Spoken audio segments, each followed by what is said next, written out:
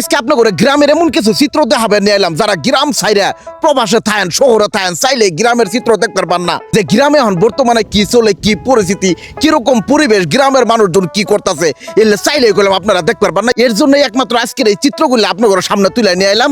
তো অবশ্যই ভিডিওটা শুরু তো শেষ পর্যন্ত আপনারা দেখবেন, যদি না দেখেন তাহলে বিশাল বড় মিস করবেন, কারণ আপনারা চাইলে গ্রামে আইবার পান না, গ্রামের চিত্রগুলো গেলাম দেখতে পারবেন না। একমাত্র আপনাদের উদ্দেশ্য করে জামালপুরের বর্তমানে কি পরিবেশ কি পরিস্থিতি এই জিনিসগুলো গেলাম আপনাদের সামনে তুলে নিয়ে এলাম। তো চলেন এখন আর বেশি পেঁচালাচাল না পেরে সম্পূর্ণ ভিডিও আপনাদের দেখ।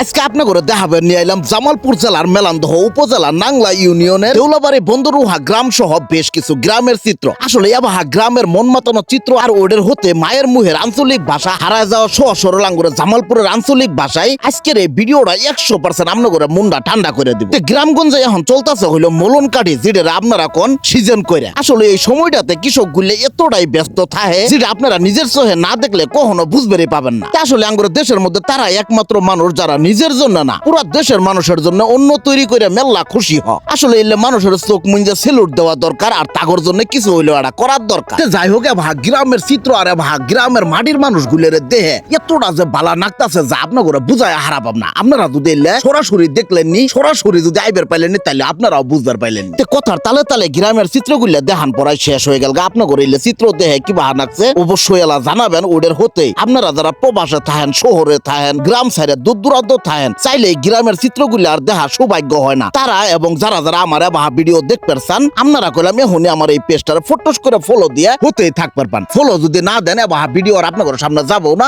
আপনারা আর দেখতে পাবেন না। আজকের এই ভিডিওটা ইনি শেষ করতেছি। সবাই ভালো থাকবেন, সুস্থ থাকবেন, আল্লাহ হাফেজ।